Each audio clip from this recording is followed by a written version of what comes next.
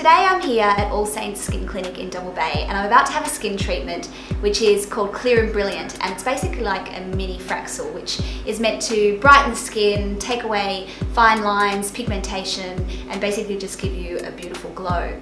Now, I wanted to make a video about post-procedure care. So Bioderma have actually launched a product called Cicabio, which is a cream that you use when your skin is really dehydrated or damaged, particularly in times of stress or post-procedure.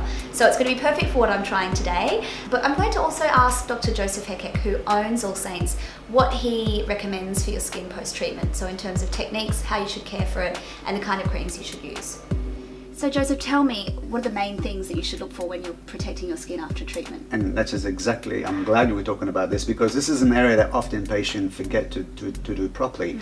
They will spend their money on a procedure, but they will not really follow through with the aftercare. This is when your body's repairing. You want to use products that don't have paraben, that they hypoallergenic. You want to use products that don't have any preservative or anything added that can irritate your skin.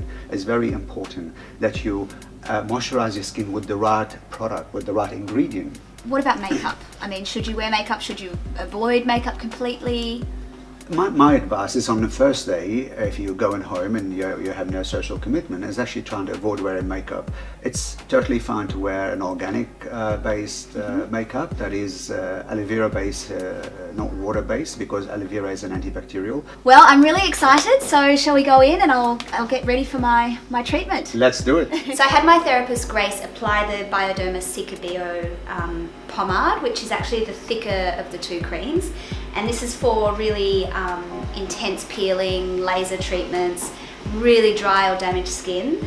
And they both contain a blend of copper and resveratrol, which is very soothing to the skin, and also copper zinc, which is antibacterial. There's also an ingredient called antalgicine, which actually helps prevent the area from feeling itchy, which is really good when your skin is obviously healing or undergoing some kind of trauma, so you don't scratch it and make it worse. So all in all, my skin feels a little bit sore, but I know it's going to get better. I'm going to pack this in my handbag and keep applying it, and hopefully my skin will look 10 years younger by tomorrow.